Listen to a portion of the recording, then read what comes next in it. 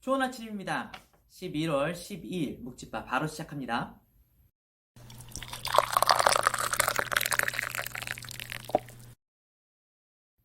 오늘 본문 말씀은 사도행전 10장 24절에서 43절까지의 말씀입니다. 오늘 본문 말씀에서 베드로는 요빠의 고넬료, 이방인 고넬료의 집에 방문을 하게 됩니다. 베드로가 고넬료의 집에 들어가자마자 고넬료는 베드로의 발 앞에 엎드려 그에게 절을 합니다. 그 모습을 본 베드로는 아마 어이가 없었을 것입니다. 어이가 없네. 엎드려 절하는 행위는 성경에서 하나님께만 할 수 있는 예배의 행위였기 때문입니다. 이방 종교의 습성을 다 버리지 못했었던 고넬료는 베드로를 신과 같은 사람이라고 생각을 하고 그를 경배하려고, 예배하려고 했었던 것입니다. 고넬료의 행동을 본 베드로는 내가 이 사람들에게 무슨 말을 전해야 하는가 답답한 마음이 들었을 것입니다. 하지만 베드로는 이미 성령님께 들은 분명한 계시의 말씀, 의심하지 말고 함께 가라, 내가 그들을 보내었느니라 라는 말씀을 들었기 때문에 다시 한번 그들에게 물었습니다. 무슨 일로 나를 불렀느냐? 그러자 고넬료는 베드로에게 자신이 하나님께 받았었던 계시의 말씀을 전달해 줍니다. 고넬료의 이야기를 다 듣고 난 베드로는 자신이 하나님으로부터 받았었던 부정한 음식 환상과 또 여러 계시의 말씀들을 종합해서 생각해 보고는 하나의 큰 깨달음을 얻게 되었을 것입니다. 바로 하나님께서 이스라엘 백성들만의 하나님이 아니라 모든 민족, 만유의 주가 되신다는 사실입니다. 와우!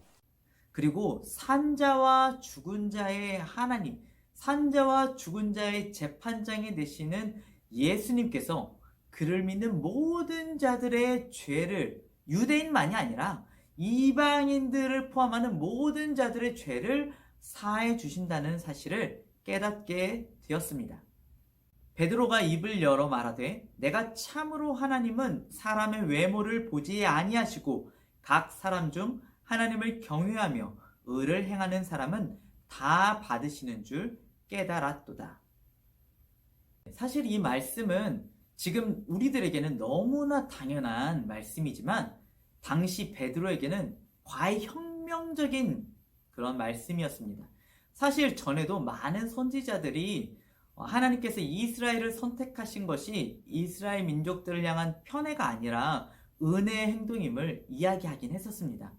하나님께서 이스라엘을 애굽에서 빼내어 가나안으로 들이신 것처럼 블레셋을 갓돌에서 아람 사람을 기르에서 올라오게 하셨습니다. 또한 하나님께서는 나의 기업 이스라엘에게 복을 주셨을 뿐만 아니라 내 백성 애굽 그리고 내 손으로 지은 아수르에게도 복을 주실 것이라고 말씀하셨습니다.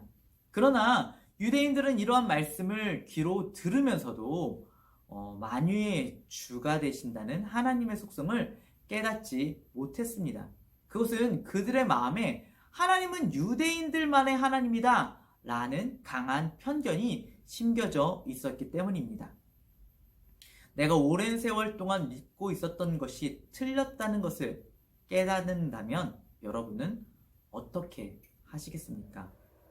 더욱이 그 사실을 인정했을 때 내가 가지고 있었던 기득권을 포기해야 한다면, 저는 베드로가 만유의 주가 되신 예수 그리스도라는 진리를 깨닫는 순간 진리의 지경이 넓어졌다라는 어떤 기쁨보다는 당혹스러움과 난처함을 느꼈을 것이라고 생각합니다.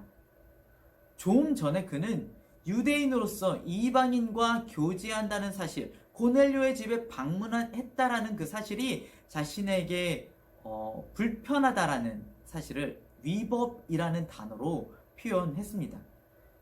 그가 입을 열어 하나님의 복음을 선포하기까지는 많은 내적인 갈등이 있었을 것입니다.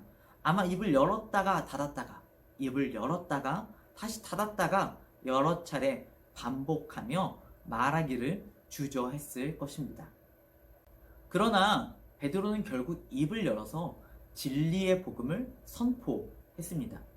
그러자 어떤 일이 일어났습니까? 수천 년 동안 유대인이라는 울타리에 갇혀 있던 하나님이 이방인들에게도 전파되었습니다. 그리고 성령이 그 자리에 임하여서, 그 가정 가운데 임하여서 하나님의 구원이 이루어졌습니다. 선교의 새로운 지경이 열리는 놀라운 역사가 일어났습니다. 우리는 나의 실수를 인정하고 기득권을 포기하는 것을 두려워합니다.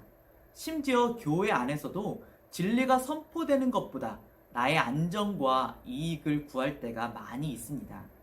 그러나 진정한 안정감을 누리고 하나님의 축복을 경험하는 것은 나의 체면, 내 자리를 지키려고 애쓰는 것이 아니라 겸손히 나를 내려놓고 입을 열어서 하나님께서 깨닫게 해주시는 진리의 말씀을 선포할 때 이루어지는 것이라는 사실을 기억했으면 좋겠습니다.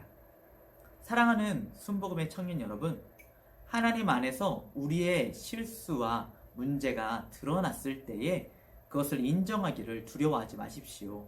실수를 인정하고 드러난 진리를 선포하시기 바랍니다.